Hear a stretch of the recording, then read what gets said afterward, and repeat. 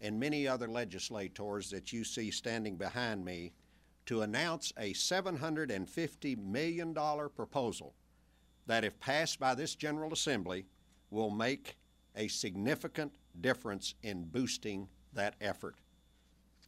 In my State of the Commonwealth address, I declared my intent to finish four-laning the Mountain Parkway, the primary road connecting the mountains of southeastern Kentucky with the Bluegrass region. It is a long overdue project for which leaders in Eastern Kentucky have long advocated to strengthen the region's ability to attract jobs and visitors. Today, I'm releasing my proposal for accomplishing that goal. The Kentucky Highway Plan that I will be recommending to the General Assembly will include a series of construction projects by which the Mountain Parkway will be four-laned, lengthened, and thoroughly modernized by the year 2020.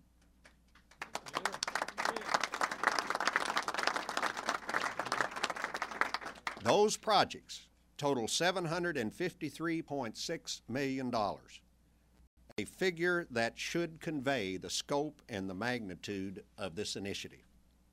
In fact, you could say that my highway plan will be built around my desire to build the equivalent of an interstate highway that runs deep into the Eastern Kentucky coal fields. Now, as you all well know, the Mountain Parkway was built more than 5 decades ago. In fact, this week we mark the 51st anniversary of its dedication. It currently runs for 75.6 miles from Interstate 64 near Winchester to Salyersville. Like Kentucky's other 7 parkways and the former Kentucky Turnpike, it was originally a toll road.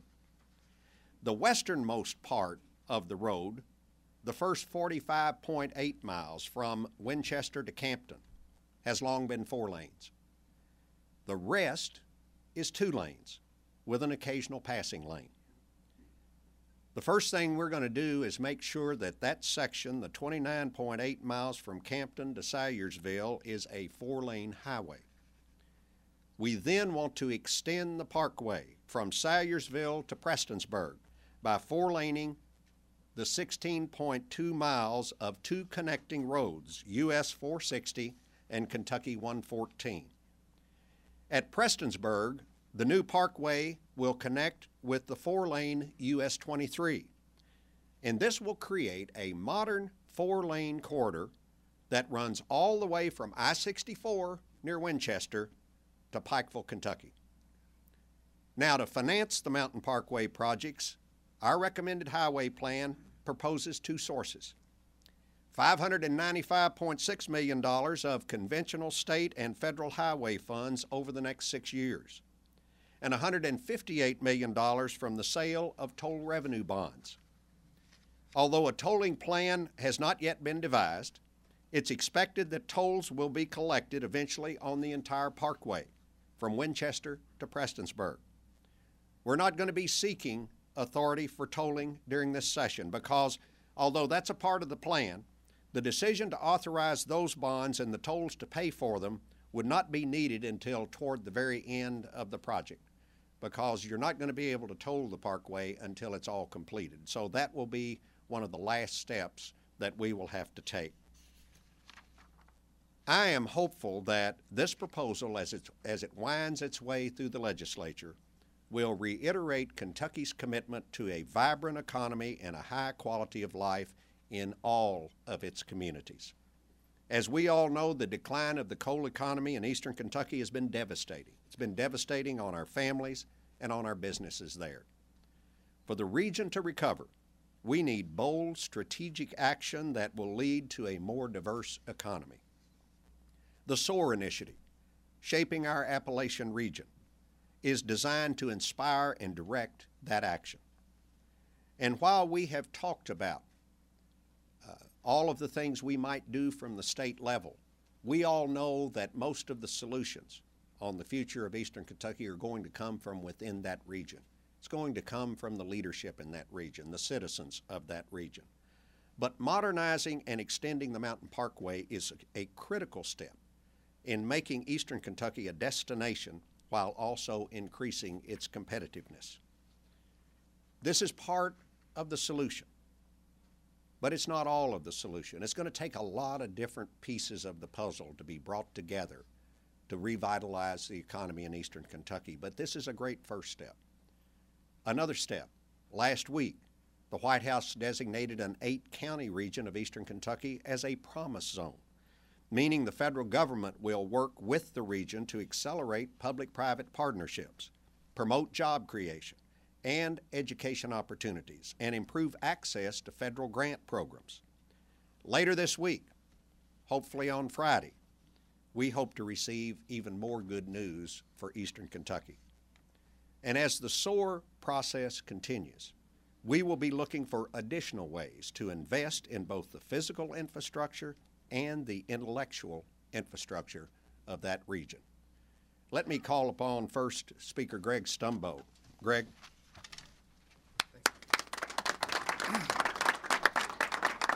Thank you, Governor. You talked about the promised zone. I think I can say without reservation that the road you just announced is the most promised road in America's history. Every governor since Governor Combs promised to build it, but thank God that Governor Beshear is going to carry through. And I don't believe he did promise during his campaign to build it, but everybody else, including Governor Patton, did. This is the truly, from my perspective, the second most enjoyable day I've ever served in this Capitol, the first being the day that we passed the Educational Reform Act, because I knew, Clyde, that it would have an impact long-term over the kids not only in my region but all across Kentucky.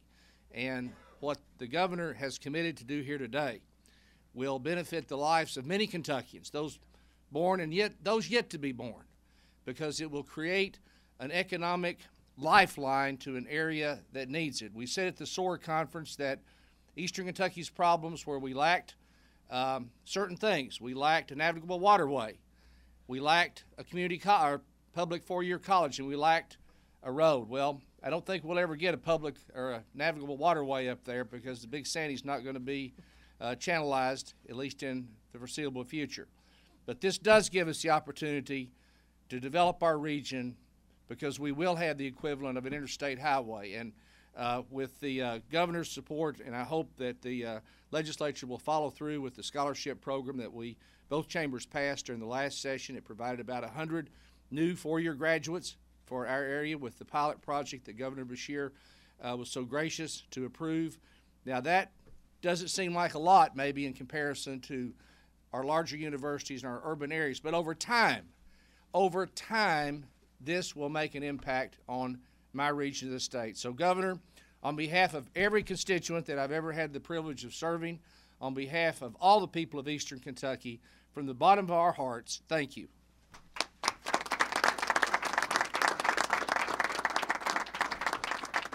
Now, President Robert Stivers. Robert, here you are.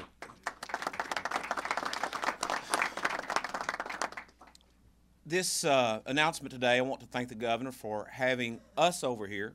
And I don't distinguish who we are by party. You see a whole group of Eastern Kentuckians standing around me and the governor. Much of this addition renovations will be in a district that I represented for close to 12 years in Wolf and Magoffin and Morgan counties. And so I know the needs and the plight of the people that are there in that region, and it goes much further and much deeper into the eastern part of the state. And so it is a welcome announcement. I appreciate the governor doing this and announcing it this way, but I want to say this, as I did not identify where we were or of what party we were affiliated. As the governor said, it will be the leadership of Eastern Kentucky that will make the difference. And when we think about the SOAR conference, a lot of people came out of their governor saying, are we going to do anything? Well, let me tell you this. Our words are not hollow and our actions will not be idle. That we plan to take the steps. Members of the legislative delegation, House, Senate, Republican, and Democrats, to make sure that this process that has been started here today is completed in the next 7 years, because it is incumbent on us as representatives not just of the region but of the state to make sure that with the rising tide all ships rise to that tide and float as well as they can. To our colleagues, I think you see the importance of this to them, but most importantly to the people we represent. This is that first step of what has been discussed that will take place in Eastern Kentucky that won't forget our past, but will help us transition into the future. Governor, I appreciate it, and to all my colleagues from the eastern part of the state, thank you all so much.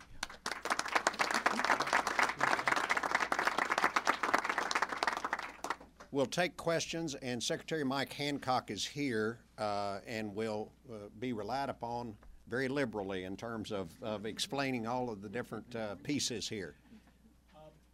Governor, I have a question mostly for the legislature. Okay. And that would be, what are the chances the General Assembly is going to approve this kind of road plan this session, given that this obviously would eat up a whole lot of the road plan's limited funds?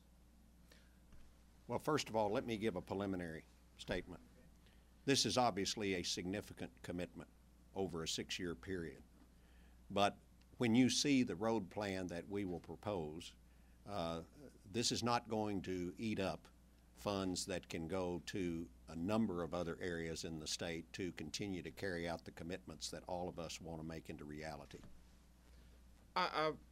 Likewise, this is not just a biennial package. This is a multi-biennial package that will be completed, I think, in 2020, if I'm not badly mistaken with what the briefing that I had. And it will be sections, I think, around 150 to 200 million in this biennial plan, but then it extends on out to when it is completed. So, you know, from this perspective, I think it has a good chance. I'll equate this to a comparable House Bill 7 process.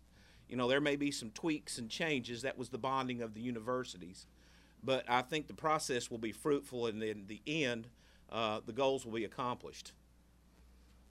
Yeah, I agree with that. And one of the tweaks may be that there will be a way to turn back toward Moorhead and Mount Sterling at the end of the parkway instead of just having to turn toward Lexington. Secretary Hancock, assuming this actually gets passed, so the first thing that will happen will come in McGoffin County, is that right? And when would that be? Actually, Mike, why don't you take them through the different stages? Sure. And because I probably misled them in my comments. If I could point to this map, the construction sequence 1 that we see is actually from the vicinity of Kentucky 205 all the way over to Sayersville. The construction sequence 2 is actually through Sayersville. The construction sequence 3 then between Sayersville and Prestonsburg, and then the final section would be from Campton up to about Kentucky 205. And the idea with all of this is the reason for construction sequence 1. We have some work that was already underway that we were in the process of doing, so we want to capture that in full and continue to move those projects forward, and then follow in parallel as we're buying right away, finishing design on many of these other sections, to have a meaningful course forward that allows for relatively smooth travel throughout the corridor at any one time without having it so so congested with construction. So there's method to the madness, rhyme to the reason, if you will. But our goal is to make this plan bear fruit by, as President Stiver said, by around 2020. Will we see construction in McGoffin County on that segment start as early as this calendar year? Yes. Well, our hope is that this calendar year we can get to a construction segment out there, but by the end of calendar year 2015, our hope is to have about $180 million worth of construction actively underway. Is starting in the middle and the sequencing an effort to prod future administrations and General Assemblies to finish it? It's really taken advantage of where we are today. We have some work going on the Parkway already, and so expanding the project meant starting with what we have underway and then figuring out a best course to address the rest of the task. So really our focus was on what's the art of the possible, how can we make this project happen. And if I might, that is the area of the road where the most fatalities occur, the most accidents occur, from West Liberty to Sayersville. That's the worst part of that road. Traditionally, every year, there's more accidents there than the other part. I wanted to follow up, I'm sorry, go ahead.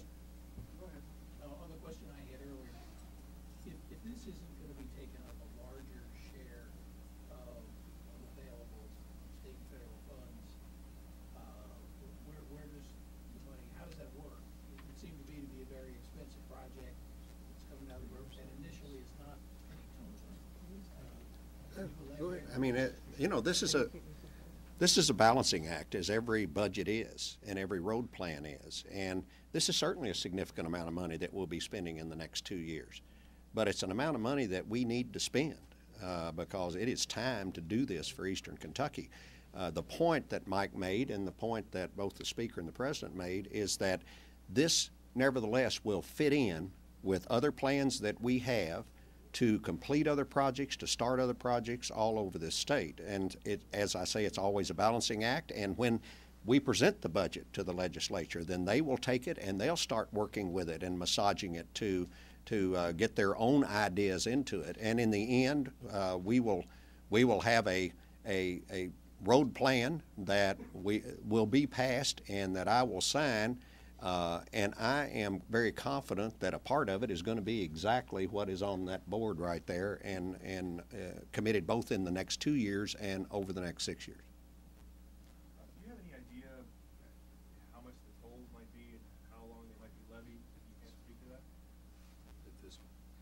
At this point, we do not. We anticipate that tolling would generate about $150 to $160 million, which is roughly 20% of the cost of the project. But that's all we've done to this point. It's a rough estimate. And, you know, at the point to where we actually get ready to do that is when you do those financing studies, and who knows what the interest rates are going to be at that time and all of the different factors that go into actually developing a toll bond situation and the revenue that comes from it. So all of that is very much conjecture at this point, other than just the approximate amount that we hope to realize from it. Is there any concern, given the relative poverty of many of the counties that the road passes through, that toll could be a burden? I think that in the end, we will be developing a tolling package that people will be able to handle very easily. And obviously, this was built originally, the first part of it was built with tolls, and it was set up in such a way as folks could handle it very reasonably. Can I make a comment about something that you bring up, John? I'm going to go back to redistricting. People say, why redistricting in a road plan? Well, I think many of you all wanted a little bit more intrigue in the redistricting session that you might not have gotten to report on. But understand this, when you look at the redistricting, it became very clear where there had been shifts in population were along the major arteries of Kentucky and roadways. And when you start describing this project, you start describing the ability to have that type of economic development and hopefully retention of the individuals who are there and attraction of individuals as I-75, I-65, I-71, and I-64 have done in this state. And if, you know, don't believe the Speaker, don't believe myself, go look at the 2010 census count and see where the population shifts were and the growth in population was. And that's why this becomes a critical project for Eastern Kentucky. Anybody else? Thank you. Let's go to work. No.